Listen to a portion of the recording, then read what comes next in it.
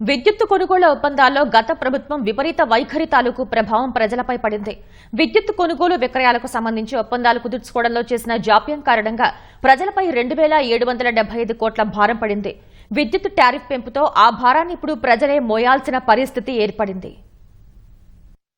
జగన్ పాపాలకు ప్రజలు మూల్యం చెల్లించుకోవాల్సొస్తోంది. ఆయన అధికారం చేపట్టిన వెంటనే అంతకుముందు ప్రభుత్వం కుదుర్చుకున్న విద్యుత్ కొనుగోలు ఒప్పందాల్ని రద్దు చేయడం వల్ల కలిగిన దుష్ప్రభావం విద్యుత్ సంస్థల్ని కుంగిపోయేలా చేసింది. కడప సౌర విద్యుత్ పార్కులో ప్రతిపాదించిన 750 మెగావాట్ల సౌర విద్యుత్ ప్రాజెక్టులను అప్పుడే కొనసాగించి ఉంటే ప్రజలపై 2,775 కోట్ల అదనపు భారం పడి ఉండేది కాదు.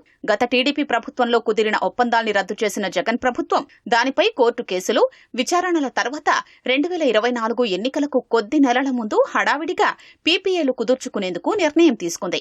4.5 జాప్యం ఫలితంగా సౌర ప్రాజెక్టులపై కేంద్రం విధించిన కొత్త పన్నుల భారాలు భరించక తప్పని పరిస్థితి నెలకొంది.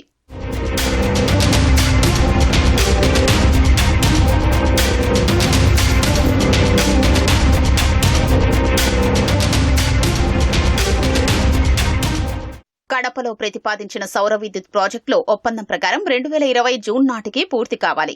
మెగావాట్కు సగటున 2 మిలియన్ యూనిట్ల చొప్పున ఏడాదికి 1,500 ఎంయూల విద్యుదుత్పత్తి అవుతుందని అంచనా వేశారు. ఒప్పందం కుదిరే నాటికి సౌర విద్యుత్ ప్రాజెక్టుల కోసం కొనుగోలు చేసే ఫలకాలపై బేసిక్ కస్టమ్ డ్యూటీ బీసీడీని కేంద్రం మినహాయించింది. ఆ ఉత్తర్వులు 2023 మార్చి వరకు అమలవగా ఆ తర్వాత నుంచి దిగుమతి చేసుకునే సౌర ఫలకాలపై 40% బీసీడీ చెల్లించాలి. ఆ రకంగా యూనిట్కు అదనంగా 40 పైసల భారం పడనుందని అంచనా. సౌర ప్యానెళ్ల కొనుగోళ్లపై జీఎస్టీని కేంద్రం 5 నుంచి 12% పెంచడం వల్ల యూనిట్కు 12 పైసల భారం పడనుంది. ప్రస్తుతం బహిరంగ మార్కెట్లో సౌర విద్యుత్ యూనిట్ ₹2.5 చొప్పున దొరుకుతోంది. కానీ వైసీపీ ప్రభుత్వం అప్పటి ధర యూనిట్కు ₹2.77 తీసుకోవడం వల్ల యూనిట్కు అదనంగా 22 పైసల భారం పడనుంది.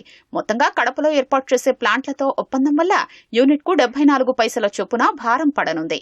ఏటా తీసుకునే 150 ఎంయూలకు 111 కోట్లు అదనంగా చెల్లించక తప్పని పరిస్థితి. పీఎస్ఏ వ్యవధిలో 25 ఏళ్లలో ఆ మొత్తం 2,775 కోట్ల రూపాయలవుతోంది.